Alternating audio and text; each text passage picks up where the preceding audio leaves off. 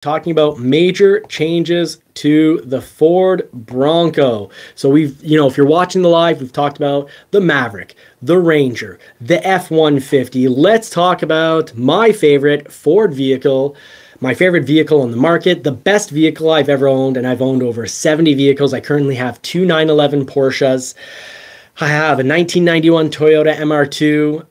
I've had so many vehicles. This is the best vehicle I've ever had. And I'm going to tell you why. I'm going to tell you about the huge changes for 2024, what we can expect down the pipeline, because I'm Johnny from Johnny's Car Care and Reviews, and I'm here to help. I'm here to entertain, but more importantly, sometimes maybe I'm a little boring, but I'm here to make sure you save thousands and get the right information, that you don't get fooled. So please join our community. We've got, I think, the best community on the internet, the nicest people here, the most helpful people. Just don't ask the same question 5 times over, but don't be afraid to ask questions, and please do leave your comments. Share. That's what these live chats are for, so that the community can all be a YouTube family or YouTube friends together. And yeah, we are friends. I meet up with people when I go to Florida. I met up with Ridgeview, and I loved my time with Ridgeview. And if we go to Florida again, I'm going to meet up with Ridgeview again. We've met up with another Russell Gentile. We spent the evening with Russell Gentile on another trip. So we appreciate our community here. Thank you so much for being here tonight.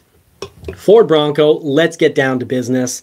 Let's put the pedal to the metal. I love my Ford Bronco, and I very much like a Ford Bronco with a 2.3 liter 4-cylinder turbo engine. And if I were to take that option, I'd probably take it with the manual and have a blast as a 2-door. I have a family, the 4-door, and I take long trips. Sometimes I leave this salty, snowy area and drive all the way down to Florida. We've done it now twice. We spent over 70 hours driving on our last trip because we drove all over Florida. And the 2.7 liter is really the engine we love, because I'm a speed freak. The 2.3 liter is more than enough for Marie. It's more than enough for 90% of buyers. Don't get me wrong. Save the money. If you can drive a manual, get the 2.3 liter. Save the manuals by buying a manual. Show companies that they're still important. Be a man, drive a manual, and your vehicle will almost be impossible for most dumb car thieves to steal, because they don't know how to drive manual. It's not back in the day of Gone in 60 Seconds where they're super drivers knowing how to, handle these manuals. They're lazy people, unwilling to work, probably collecting social benefits because they say they don't have a job, but stealing vehicles on the side. And when they get caught, they go to prison in Canada for like a week. It's ridiculous. Shoot these people in the hand so that they can't steal another vehicle. But we've got a weak society afraid of actual punishment. But I'm here to say the real deal and make a few jokes along the way. So please take that as a joke. Don't shoot anyone in the hand. The Ford Bronco is incredible with its 2.7 liter, and there's a lot of changes for the 2024. I would not order another 2023. I would not pick up a 2023 off a lot at this point. I'm tempted. We've got 5 at our dealership, but there's 2 that tempt me. Either a Big Bend, which I would throw on Ford's Ford Performance Bronze Mags, and some BF Goodrich KO2s that I would run year round. And it's a 4-door Velocity Blue. Marie would be so happy, because guess what? Our F-150 Lightning, she took it out for a baby appointment several cities away, several towns away. It's Canada. We don't have that many cities. Several towns away. And the darn thing brake checked on its own on Blue Cruise. She had a blast using Blue Cruise to the appointment. The truck was dirty. She went through a car wash, got the truck cleaned off, and once clean, the sensors decided to be finicky. In a straight line, I've got Blue Cruise 1.0. It's blue crap. The 1.3 is incredible. I've test driven lots of 1.2, 1.3 editions. They're fantastic. But my Blue Cruise 1.0 is downright dangerous. Clean truck, straight line, clean sensors, 18-wheeler on the side, Dodge Ram idiot, inches behind our bumper. Probably a foot or 2, but Marie felt it was inches, but probably a foot or 2 behind our bumper. It's on Blue Cruise. She had loved Blue Cruise on the way up, and all of a sudden, because there's an 18-wheeler in a straight line on the highway, it slammed on the brakes. Thank goodness Marie-Pierre and my fresh-born baby are fine. And thank goodness at the same time that Ford doesn't do all the updates. I'm going to get 1.3 Blue Cruise. If you get a Ford Bronco, you're going to get your updates regularly. But Ford won't do it all at the same time, or almost the same time like they did on the Colorado, burning out units because having vehicles not start because the whole system crashed. Watch TFL. Watch Tim Esterdale from Truck and SUV, Car and Truck and SUV Talk. Just type in Tim Esterdale. Fantastic reporter. His brother has a Colorado. TFL has a Colorado. They've had issues. Ford doesn't do the update all in one shot. So if you buy a Ford Bronco, do know you'll have some recalls. You'll also have some updates. Get Ford Pass. Get your updates over the air. Your vehicle will be fantastic, but it won't be fantastic all on the same day as quickly as you would want it to. So I'm really frustrated with the F-150. Just to say, I'm loving and hating it at the same time. I'm thinking maybe another Bronco. This is the best vehicle I've ever owned. Big changes. The 2.3 liter is going to make most people very happy. But, and here's a big but. Here's a big but. What would I get on my Bronco? Let's head over to the order guide. Here are the reasons why I would get a 2024 Ford Bronco. Let's make sure the sound is off here. Now, the main reason, here's your original footage from Ford. A few things have changed. No white tops yet. And you're not going to get a white top. I know we all fell in love with this video and these videos from 2021. We wanted the white top, painted top Ford Bronco. Well, you'll get it if you'll get a Heritage. And your Heritage Limited is super limited. Don't expect to get it. You're lucky if you do. The other Heritage, the standard Heritage, yeah, you'll get it. I've already delivered one. It looks so good. The top is fresh. Trying to sound a little younger here. Maybe you think I'm in my 20s here, but I'm nearing my 40s. So fresh definitely doesn't go with my generation, but the white top looks great. I'm not a fan of the white mags. I wouldn't personally get a Heritage. But the Bronco has been an amazing machine. I've off-roaded with this. I've driven on beaches. I've driven across rocks. I've gone to Bronco off-rodeo twice. I've gone up some crazy slants. Subscribe to the channel. Check out our videos. But the vehicle is as great or greater than what people say. You know, I'm thinking of one viewer, I appreciate, brother here, Marine Vet. He's had Jeeps. I've had Jeeps. And we both conclude, he wrote it as a comment recently on the channel, we both conclude that the Bronco is superior. The Bronco's superior because when you're rock crawling, okay, you don't have quite, you're not in quite as good of a position as a Jeep with its standard front axle. And because of competition, who knows, maybe Ford will listen up and offer a standard straight axle as an option. Take it off an F-150. Throw it on a Bronco as an option. But for now, it's not there. But this thing can handle high-speed off-roading. So much better than Jeep. It can handle bumpy roads on your daily drive. So much better than Jeep. The interior is so much more comfortable, better looking. It's a better interior. Jeep does have better roofs. We still essentially don't have a free option painted roof other than the Heritage white option. But we are now getting, as a nice change, a 12-inch touchscreen available on all models. And that's big, folks. That's big. A 12-inch Jeep has taken, essentially, it takes them over a decade to upgrade their screen. The only reason they probably did upgrade their screen for 2024 is because of the Ford Bronco. And this is why I hope people continue to buy Jeeps, because it will push the Ford Bronco to be a better product. But your major changes to the Ford Bronco, there's a lot of pretty big changes, but your major change is going to be a platform change in 2030. That's a long time to wait to say, I want the new Bronco. I'd say get a 2024. The price increases aren't that horrific. If you order, you can work on getting everything at MSRP. Build it online.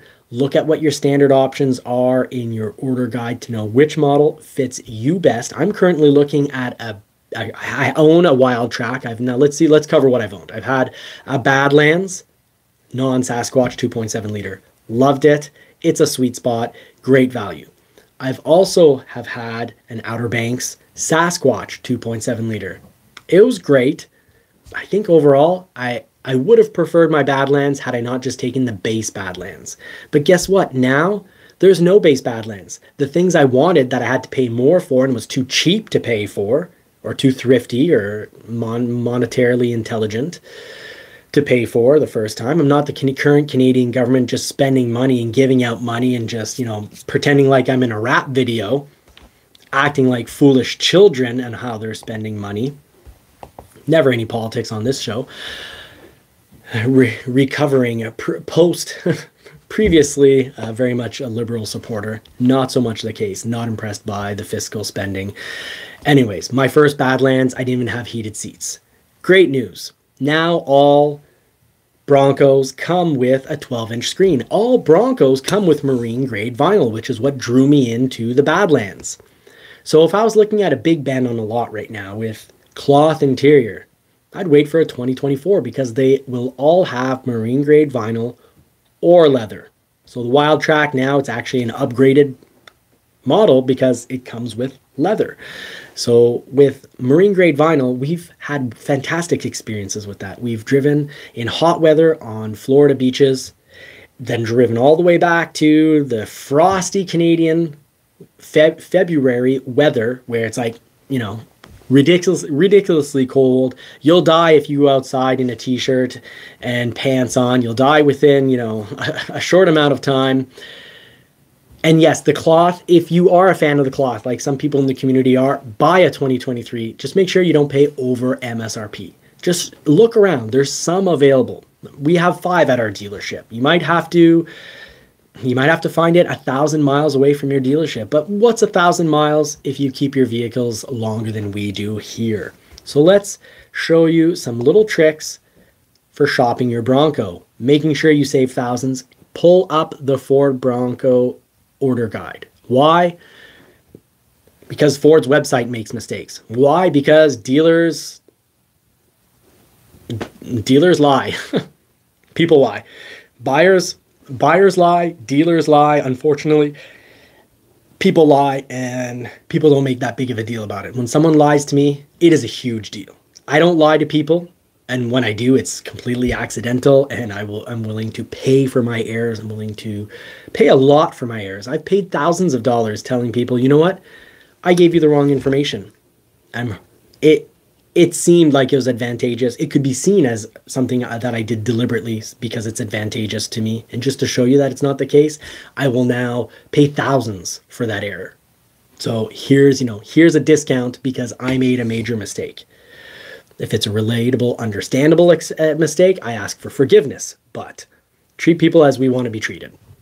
So if you want to know your 2024 major product features, your major changes, look right here. So your series equipment groups. What are your groups? You've got Big Ben, Black Diamond, Outer Banks, Badlands, Wild Track. Everglades is there. They'll be limited probably. Raptor, extremely limited. Heritage Edition, somewhat limited. Heritage Limited Edition. Good luck. Most dealers will get anywhere from 0 to 4. Some dealers will really get no. We're not getting any Heritage Limited Edition. We're a dealer that got 1 Heritage Edition. So those are special models. Everglades, we've had 1 thus far. I should have bought it, but I was scared of the 2.3 liter. I'm silly. I'm a silly man. I need more power, more cars and more power. Now, you'll want to go through the various options here. Make sure you don't get told the wrong thing at the dealer, but the big one, Big Ben, the 2.7 liter engine is gone from the Big Ben. Now, you can read through these because I don't want to make this episode excessively long, but do know that the Outer Banks 2-door, it's gone. If your dealer says, yeah, we're ordering that for you, guess what? You just won't get a vehicle, so beware of that. New paint, you've got Shelter Green, very cool. Basically, it's a lot like the Eruption Green, but, slight changes for a year change. Deleted paint, Code Orange, and Area 51. I really liked the school bus yellow, which they named it Cyber Orange, I guess. I really like that yellow. Marie really liked that yellow. If we were to have a second Bronco, we would love the second Bronco to be that color. 2 wild colors in the yard, green and yellow. Maybe red, like All Terrain Nation. We'll have to see. So Ford Copilot 360 technology, are there changes? No. None. Says it right in the order guide, so nothing's confusing there. Your 12-inch, big changes, 12-inch LCD, capacitive, touchscreen with swipe capabilities, standard on all series. That's huge. That's great. Take that, Jeep. Try to keep up, Jeep, but Ford needs to upgrade their tops. Jeep has that painted roof that also has an electric button for pulling back the middle, so that is the best roof on the market. It's not like, well, other than maybe the Porsche 911 Targa, which is pretty impressive when that roof comes off, or the Corvette, the WB, this is for you. I applaud the Corvette's T-top, essentially. The T-top, that's when you don't have a bar in the middle, but you have one piece. It just tucks into the trunk like the Porsche 911. Incredible stuff. Deleted. No more keyless entry keypad. Also changed. Connected navigation. 1-year subscription is now standard with the high/Lux. So now you don't no longer have a high package and a Lux package. They've mixed them together. And now that the touchscreen is standard, I don't know if I would go high package. So check it out. See what fits for you. Try to save thousands of dollars. Now, that's what you'll want to go through. Then you'll want to go option by option. You'll go to Big Ben, you'll check it out, look at pictures online on the build and price, make sure. The Big Ben, my beef with it for the 2024 is the grill continues to be a grill I don't find very attractive. I'm not attracted to it. Yes, Marie had a baby girl 2 weeks ago. It's her 2-week birthday. I'm still counting birthdays in weeks just because I want to get to spoil my little girl. She's a blessing, and we will do everything we can to take care of the blessing that we have been given responsibility over. Not the state. We are responsible for our daughter. So yeah, let's move on. Not get into another another big rant. So you've got push button start continuing to be standard on all the vehicles. That is a great option. What would be the sweet spot when it comes to a 2024 Bronco? I'd say a lot of people are going to probably, and I want to hear it in the comments. What do you think the sweet spot? What's the best value on a Ford Bronco? I previously would have said probably Big Bend and just swap the, and I haven't said this in the past, but M Peugeot's, I guess, convinced me. It'd probably be something like a Big Bend, swap the suspension out, put bigger tires on it, put nice mags on it. We have a Big Bend at the dealership right now. It's 58,000 Canadian, whereas the Badlands is $73,000 Canadian. Now that you have a 12-inch touchscreen and marine grade vinyl in the Big Bend, I'd say get the Big Bend. But it's the 2.3. So if you like the 2.3 liter, which 95% of you will love the 2.3 liter, I love acceleration. It's my Porsche 911 2000, and I bought another 99. The 300 horsepower, I see it as, kind of pathetic. Doesn't make me happy, but I love the handling. I love the looks on that vehicle. So it makes up for it in other areas. So I'd almost have to say I have to get a black diamond. But then if I'm going to get a black diamond at basically $59,280, obviously this must be in Canadian, but if I'm going to be spending roughly, let's say round it off to 60 versus a Badland at 65, and I'm not getting aftermarket wheels, I'm not paying for aftermarket tires, because I love BF Goodrich KO2s. I'm going to make a video comparing BF Goodrich KO2s to, what I consider to be the top winter tire, a Nokian, the happy Nokians. I've got them on the F-150 Lightning, whereas I've got the BF Goodrich KO2s, on the Lightning. I've got the Nokians on the Bronco. I did a little driving comparison on a snowy, icy hill. Hopefully edit and bring that out this week because it's all filmed. But we've got the Badlands, essentially $5,000 more. It already has the Sasquatch suspension. And I've got a Wild Track with Fox suspension with the live bypass, little extra canister for keeping liquid cool. It's got, double springs like the Sasquatch. At the end of the day, the Sasquatch package from Bilstein, Prost, said a German word. I'll prost you. I'll cheers you as a German word.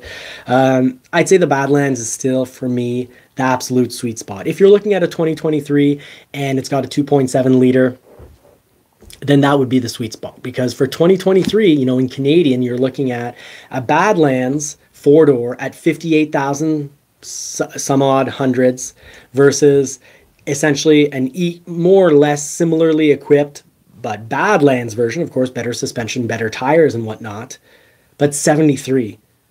That's, you can buy a lot with $15,000. You can buy a heck of a lot of accessories for $15,000. So I'd maybe just modify the Big Bend. So I'd say if you're comfortable modifying, but remembering that if you're resale, you're going to be punished on resale. If you change often, get the Badlands. If you're going to keep it, you know, 8 years or more, modify your Big Bend. That is your sweet spot for 2023. For 2024, if you're a fan of the look of the Black Diamond and you feel like the Black Diamond, I think, is now for 2024, that's a pretty big, that's a good value. That's a really good value. Yeah, I don't know if I'd go Badlands in 2024 because your Black Diamond's going to have that 12-inch touchscreen. It's going to have the marine grade vinyl. It's going to have washout floors. So it won't have the locking front diff. That's fine. Almost all of us can live without it. I've off-roaded without locking the front diff and was more than happy. And I did get myself into situations where I needed stabilizer bar disconnect and I needed to unlock my front diff. But am I going to off-road that hard in my own Bronco? I off-roaded that hard because I was at Bronco Off-Rodeo in a group of only 3 and they treated us like royalty, had the world's best service. And I mean, I've been on a lot of all-inclusive resorts down south. The service I got at New Hampshire Bronco Off-Rodeo with Hank was incredible. Group of 3, I felt like a billionaire paying for private lessons. It was great. Fantastic. But I wouldn't off-road that hard my own Bronco. If you are going to off-road that hard your own Bronco, get the Badlands. If you're not, there's your option. Black Diamond 2024. Now that's the end of this episode. So I'm Johnny from Johnny's Car Care and Reviews. Please help out this small family business. Like, subscribe, hit the bell notification to not miss out any of our videos. Now, I want to talk a little bit. We talked about the manual being very cool in the Bronco. Buy it up. Joshua Rittenhouse, thank you so much. He says that the OPX or Badlands would be the sweet spot in this year, but yeah, he could maybe agree that the Black Diamond for 2024 is enticing. Well, thank you very much. Those are good points. And yeah, I forgot to mention it. I've owned an OBX, the Outer Banks, because I thought it was great value. An OBX with Sasquatch package, I was like, dang, this thing is fantastic. I have the Wild Track now. I have the 2.0. Sorry, I have Haas 3.0. I've had 2 Haas 2.0 suspensions, so Sasquatch suspensions. Well, Sasquatch on the Outer Banks. Badlands just had the Haas 2.0, just like the Outer Banks. And the Badlands suspension is fantastic. The Haas 3.0 is a little better. But is it worth the extra money? If you have it, yeah, it's cool having the latest, greatest. And I consider my Wild Track as my budget Raptor. I used female, and this is a joke. Please don't call me a sexist. It's a joke. Jokes are made to laugh at, but I'd say I used female shopping logic on this one. So I was like, and I convinced Marie with it. I was like, honey, I really want a Wild Track. But if I get a Wild Track, I'm saving like, and whatever it was, I had calculated $20,000, $30,000. I was like, I'm saving $30,000. I can now spend that $30,000 on other things. And she's like, yeah, that makes a lot of sense. Okay, yeah, go right ahead. Buy another Bronco. And Peugeot saying, misogynist. I think whether it's racism or sexism or whatever ism, these, you know, it's an issue when you're trying to offend people, or you really don't care if you offend people. I care if I offend people. I hope no one gets offended by a light joke. I know that some guys, like I myself, used this logic, which made total sense to me. And I'm a guy. There's no pure one way of doing things or saying things based on being a male or a female. The population's so big, everything mixes together. But stereotypes aren't, horrific. Stereotypes exist because there's a grouping, a subgroup within a larger group that will follow those stereotypes. In Quebec, I'll often mention to people, I'm like, yeah, je suis un cheap anglais. And they laugh because English people have a reputation. Even if you have money, it won't be very visible. And old money, the expression in the United States, having old money, you don't flaunt your money. Whereas new money, well, you flaunt it around and you act like a rap star in a rap video. So that is my conversation for the day. Not a rant, folks. Let's not type that down as a rant, but let's get on to the next episode, the last episode of the show, because we'll save a little extra for the next one.